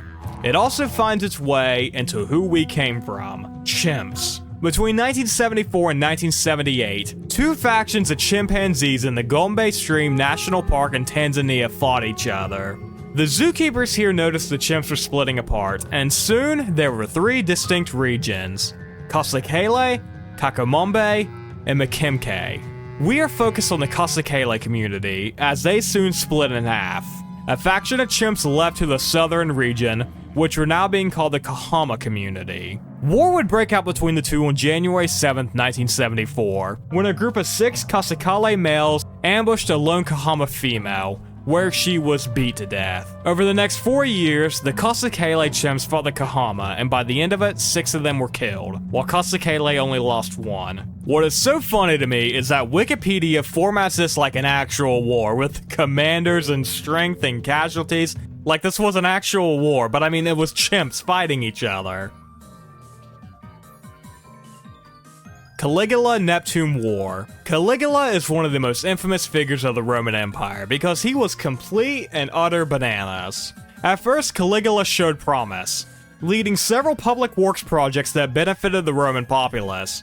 However, he would soon fall ill, and this affected his mental state, which is where people know him from. One such story of insanity is the fact that he promoted his horse to the spot of senator. He did this as he had lost trust in the Senate and was setting out to mock them with this gesture. But probably what he's best well known for is his war with Neptune, the Roman god of the sea. But exactly how do you fight this war? Well, you order your legions to stab the water and steal seashells scattered across the sandbanks. This war ended in a decisive victory for Caligula, as Neptune didn't show up to defend himself. Taiwan invasion of Gansu. We're in China once again, but we're not talking about some mass multi-million people death march. We're discussing a smaller conflict between two groups, the Tohoyan and the Tang dynasty. The Tang general Chai Shao was dispatched to kill the Tohoyan settlers near his area, and he intended on making this task easier with a distraction. He sent forward two scantily clad women and ordered them to perform an erotic dance. This plan worked, as the guards on duty were completely entranced by this dance and were subsequently not paying attention to their surroundings. So the Tang forces easily sprang on their location and killed 500 of them during the war's duration.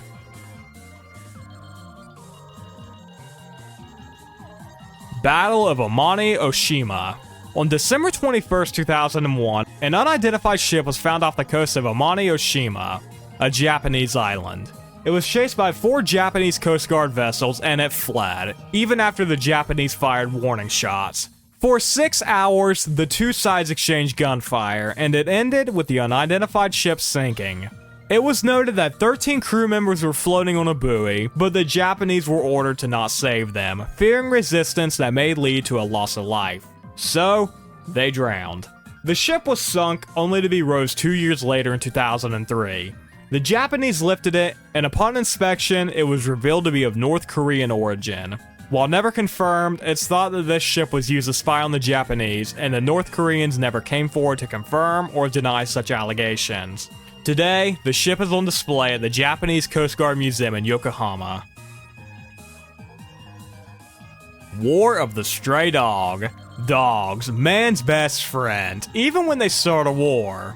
In the 1920s, Greece and Bulgaria were squabbling at their borders with soldiers at each respective country chilling. On October 18, 1925, a Greek soldier's dog ran across into the Bulgarian border, and he chased after it. The Greek soldier was promptly shot by the Bulgarian forces. Greece obviously wasn't happy with this, so they demanded the ones who fired to be punished. Bulgaria retorted by saying, "Hey, come on, simple mistake, it could happen to any one of us." The Greek responded by saying, "Alright, fuck you," and invaded a Bulgarian town. Bulgaria then pleaded for the League of Nations to stop Greece, and they obliged, demanding the nation to pay 45,000 euros in damages, and everyone was happy, except for Greece. Combat of the 30. During the Brenton War of Secession, two factions were fighting for control over the Duchy of Brittany. One side was supported by the British, and one side was supported by the French.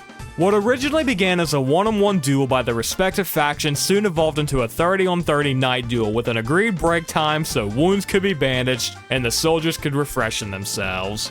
The fight would soon resume after this, and it ended in a victory for the side supported by the British. The Conch Rebellion.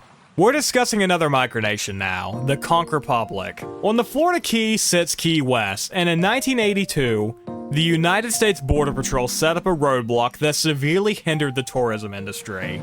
As a form of protest, the mayor of Key West, Dennis Wardrow, declared independence and war on the United States. This war lasted for 1 minute, when Wardrow broke a piece of bread, threw it at this guy in a naval uniform, and promptly surrendered, which he then applied for $1 billion in foreign aid, which he did not get. Allied intervention in the Russian Civil War. Russia was one of the biggest players during World War I, and soon after they got involved, the Russian Civil War began. Not wanting to be left out, the rest of the Allied powers got involved with the Russian Civil War. The biggest concern from the Allied powers came from a German takeover of Russia, whether a partial one or a full takeover. The Allied powers had been sending supplies and soldiers to Russia by a few years at this point, so interest in getting them back took precedent. The first British intervention took place on March 4th, 1918, which had the original goal of capturing their supplies. However, the Allied powers' goals soon shifted into supporting the white faction of Russia, which was against Lenin's Red Force, the whole premise of the Civil War. But now we enter a problem.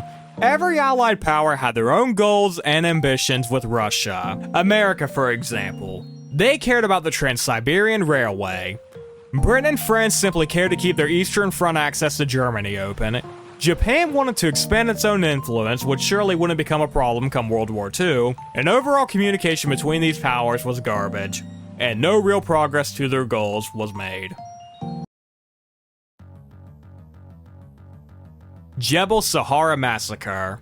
Tier 9, the final tier for our video today. And like the famed poets Daft and Punk once said, all ends with beginning. Because we are going back to discuss the oldest evidence of warfare, dating back 13,000 years ago. Keep in mind, the first cities were 7,000 years ago, so 6,000 years before that, we were fighting each other en masse. Like we opened the video with, war has been with us since the start, and war will be with us at the end. In Kenya, a site was dug up in 1988, where over 60 skeletons were found, all with wounds related to warfare. Shattered skulls, blades found between ribs, and much more led archaeologists to believe that yes, a war or battle was fought here. Again, this remains the oldest evidence of warfare, and it's believed that these people were nomads, moving to a new land to live in, which was pushed back on by people already living there, leading to the first ever war. Garden Gnome's Liberation Front attacks. In 1997, a group was formed called the Garden Gnome Liberation Front, which had one simple goal: liberate garden gnomes and return them to the wild. It has groups active in France, Canada, Spain, Germany, and the United States. Immediately after its formation, the group leader was arrested and fined for personally stealing over 150 gnomes himself. The next year, they made headlines by staging a mass taking of one's own life by hanging 11 garden gnomes, leaving a note that said, "When you read these few words, we will no longer be a part of your selfish world, where we serve merely as pretty decorations." It continues like this, well, like not mass deaths, but like mass stealings, where in 2000, 20 were taken from a garden exhibition in Paris, and 80 more in 2006 from another French showcase. Rainbow Farm Shootout. In a story similar to Ruby Ridge and Waco, we will now discuss the Rainbow Farm Shootout. We meet these two men, Tom Crossland and Roland Rahm, two lovers who lived on a campground together. At this campground, the two grew marijuana and hosted 2 annual events in a vein like Woodstock. They ran from 1996 to 2001 and actually had high-profile guests like Tommy Chong from Cheech and Chong, Merle Haggard, and Steve Hager. This all took place in Cass County, Michigan. After one of these events, a teenager would crash into a bus on his way home from said event. Michigan authorities began to gather evidence in an attempt to seize the farm, and they went the angle of tax fraud, and marijuana growing, that wasn't legal either. Crossland and Rome were arrested, but made it out on bail. In August of 2001, the pair did not go to their court hearing. Instead, they set a building on their property on fire, intending on taking a stand against the authorities set out to get them. They procured assault rifles and set several traps across the grounds. On August 31st, both the FBI and Michigan State Police surrounded the place, and a standoff began. The pair burned down several buildings and took shots at anyone trying to advance, including a news helicopter. This went into September 3rd, where Crossland went into the woods surrounding his farm, where he was subsequently shot dead. This is where the controversy begins. Seeing his partner killed, Rome asked that his son be brought to him, and if he was, he would surrender. This was agreed to, but an hour before this was to go down, another fire was started and Rome went to investigate, where he too was shot dead. I hadn't heard of this one, and I don't think it's been covered near as much as Waco or Ruby Ridge has been. So if you're interested in a full dedicated video, let me know. Sealand coup d'etat attempt. During World War II, Britain built several offshore platforms in the North Sea to help defend their naval domination, and one such platform was Ruff's Tower. Once the war was over, these things were abandoned and left to decompose, officially being decommissioned in the 1950s. 15 years later, a man named Jack Moore took over the island to set up a radio pirate broadcast. This man is not important, as 2 years later, a man named Roy Bates took over the island and set up his own rival pirate radio broadcast. The Bates family lived here for a while and declared the platform as its own nation, the Principality of Sealand. In 1978, a man named Alexander Achenbeck hired a group of mercenaries to take over the island with plans to turn into a hotel and casino. Which, first of all, look at it, it's tiny. Luxury casinos, what? One fucking blackjack table? Maybe some slot machines? Anyways, the mercenaries landed with a helicopter and took Bates' son hostage. Roy, of course, learned about this, and came back to his island, where he managed to fight the mercenaries off, capture them, and held them for their own ransom, which was paid. Jura separatism. Jura is one of the cantons of Switzerland. Think of a canton as like a state or a province. Throughout the past 200 years, the question of Jura's autonomy has been raised. It starts in 1815, when the lands in Napoleon's conquest were divided, and Bern received what would become the canton of Jura, but for now, it's a part of Bern. The citizens of Jura weren't exactly happy with this, and they tried for 200 years to break away from Bern to have their own canton. While never evolving into any type of warfare, small riots did take place across Jura, where it was decided through a series of votes that 3 districts of Switzerland would form Jura, but the other 4 in question would remain a part of Bern. Operation Aerosol. Atomwaffen is an international neo-nationalist socialist organization that is based in the American South, and holy shit, this is the first time I've heard of them. On February 26, 2020, 5 senior members of Atomwaffen were arrested after a planned operation was uncovered. The plan was Operation Aerosol, German for First Pillar, and in this plan, they were to intimidate members of the media who were investigating their organization. The members would vandalize the homes of journalists and call in bomb threats along with swatting messages. The plan was uncovered when the Atomwaffen leader confessed to an undercover FBI agent who had infiltrated the group. Again, this took place in 2020 and I'm just now hearing about it. What a crazy year that was.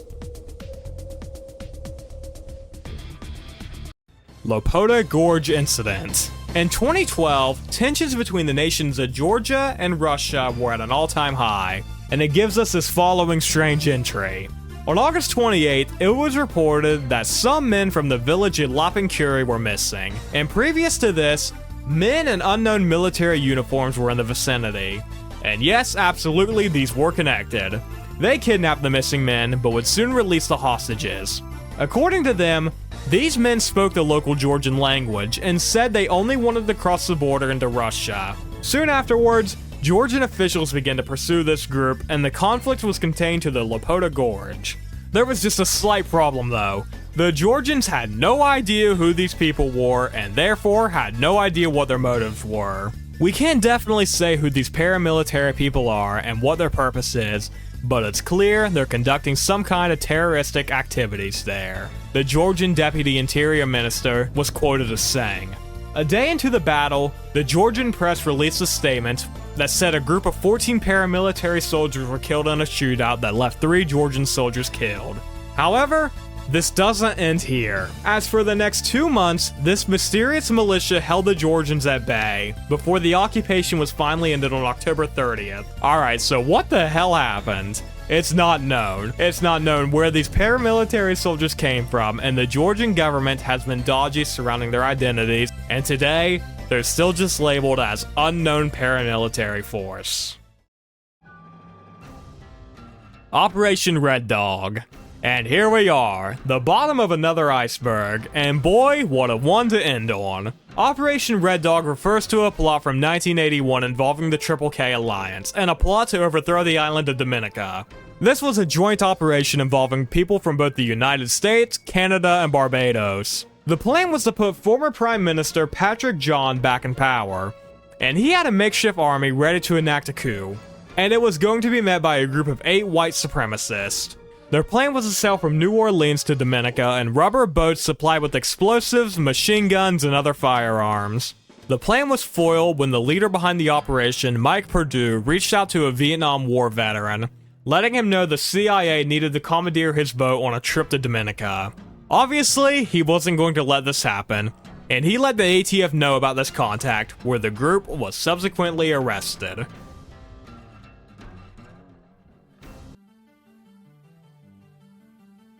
And here we are, another Iceberg completed. I hope you all enjoyed this one. If you want to see more, I have a playlist linked in the description with over 8 hours of wartime mysteries. If you have an Iceberg you want me to cover in the future, for sure let me know. I have one in mind I'd like to do, but of course, if you have any ideas, for sure let me know. But for now, thank you all for watching. Again, thank you for 40,000 subscribers. I'd love your help in reaching 50, and I hope you all have a wonderful day.